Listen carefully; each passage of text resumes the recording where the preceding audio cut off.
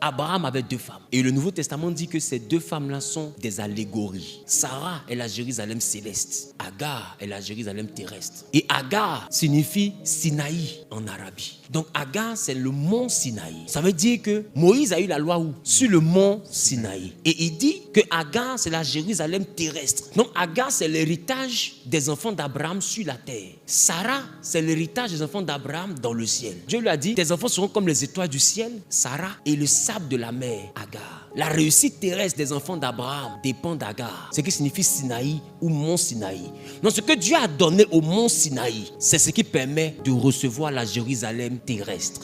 Et ça s'appelle la loi. C'est pourquoi il dit, si tu médites la loi, tu auras le succès dans tout ce que tu vas entreprendre sur la terre. C'est ça qu'on appelle Agar. Et c'est cette partie-là que les musulmans continuent à appliquer. Ils continuent à appliquer la loi. Les chrétiens ont laissé la loi. Et remarquez, les musulmans sont plus prospères que nous. Parce qu'en réalité, celui qui accomplit la loi va prospérer. Mais il n'ira pas au ciel. Le ciel n'est pas chez Agar. Le ciel est chez Sarah. C'est pourquoi c'est Sarah qui a mis Jacob au monde. C'est Jacob qui a mis Judas au monde. C'est Judas qui a mis David au monde. Et Jésus est sorti de David. Donc, l'enfant de Sarah, là, c'est lui qui donne la vie éternelle. Parce que lui, il est de la Jérusalem céleste. Donc, si tu veux avoir la terre, il faut connaître la loi qui vient de Sinaï qui s'appelle Agar. Si tu veux avoir le ciel, il faut connaître Sarah par Jésus-Christ. Ça veut dire que nous, on a déjà Sarah. Avec Jésus, on est de la Jérusalem céleste. C'est pourquoi Jésus dit, on est dans le monde, mais on n'est pas du monde. Ça ne veut pas dire que le monde est démoniaque. Ça veut dire que Sarah n'a pas d'héritage sur la terre. Sarah a un héritage dans le ciel. Donc nous, on est sur la terre, mais notre héritage n'est pas sur la terre parce qu'on est de Sarah. Sarah, c'est la Jérusalem céleste. Mais il y a une autre qui est du monde et qui est dans le monde. Elle s'appelle Agar. Elle, c'est la Jérusalem terrestre.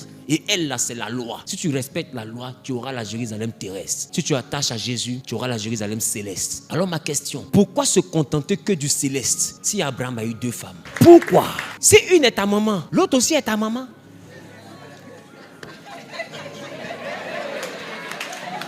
Maman, maman. Oh, lève-toi, on fait maman. Oh, maman à goût.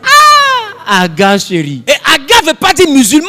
Agar veut dire mont Sinaï. Donc Ismaël, là, c'est l'enfant qui sort de la loi. Regardez, quand l'enfant sort de la loi, et que la loi c'est Agar, et Agar signifie Sinaï, quand Ismaël, qui est le bébé de Sinaï, pleure, il n'y a pas d'exaucement qui vient du ciel, mais il y a un puits qui sort de la terre. Parce que l'enfant d'Agar, quand il crie, c'est la terre qui produit. L'enfant de Sarah, quand il crie, c'est le ciel qui s'ouvre. Alors il faut comprendre, ne te contente pas d'ouvrir le ciel si avec Agar tu peux faire parler la terre. On ne possède pas. Aïe, aïe, aïe, aïe, aïe, aïe. Ah, coaching des hommes d'affaires. Hey, il dit médite jour et nuit. Depuis que j'ai découvert la parole, j'ai pas dit depuis que j'ai lu la parole. Parce qu'il dit c'est la révélation de ta parole qui est claire. Depuis que j'ai découvert la parole de Dieu, les histoires de tomber là, ça ne me plus. Je suis prophète de base. Mais les histoires de je vois, qui voit qu'il ne me concentre pas dessus. Même quand ça arrive, une fois en passant dans le culte, je donne et puis je continue. Parce que la parole.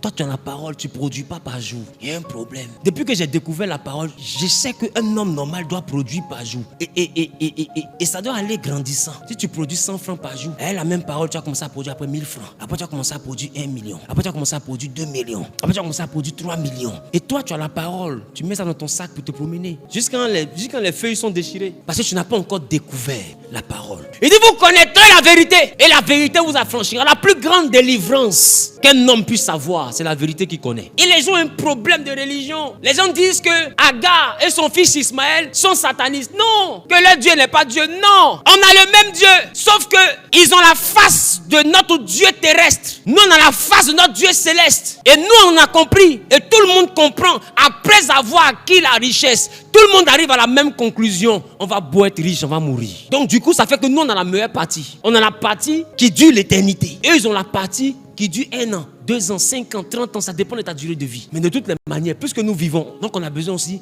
de leur partie. C'est la raison pour laquelle, quand Jacob a été béni par Isaac, il est parti d'un endroit où il a dormi, qui se rappelle de ça. Et comme il avait dormi, il a levé les yeux et le ciel était ouvert. Parce que Isaac, c'est l'enfant de Sarah. Il a vu le ciel ouvert. Et Isaac a dit à Jacob, à Ésaü, je n'ai plus de bénédiction pour te donner. Qui se rappelle de ça? Ton frère a tout pris. Et bizarrement, Ésaü se lève. Il n'a pas la bénédiction de son père. Donc Ésaü ne va jamais voir le ciel ouvert. Parce que la bénédiction d'Isaac est la bénédiction de Sarah. Et Sarah, c'est la Jérusalem céleste. Donc quand tu reçois l'énergie qui vient de Sarah, qu'est-ce que tu vois ouvert? Le ciel. Alors Ésaü s'est pas fatigué. Puisqu'il a raté l'ouverture du ciel, qu'est-ce qu'il fait? Il va au niveau de la porte de la terre. Il s'en va marier la fille d'Ismaël. Or, bizarrement, dans le mariage, l'homme quitte son père, Isaac, qui est propriétaire du ciel. Il quitte sa mère, Sarah, qui est la Jérusalem céleste, et s'attache à sa femme. Et ils ne forment plus deux, ils forment un. Or, la femme d'Isaac est la fille d'Ismaël, qui est la Jérusalem terrestre. Donc, quand Ésaü s'en va marier Mahalat,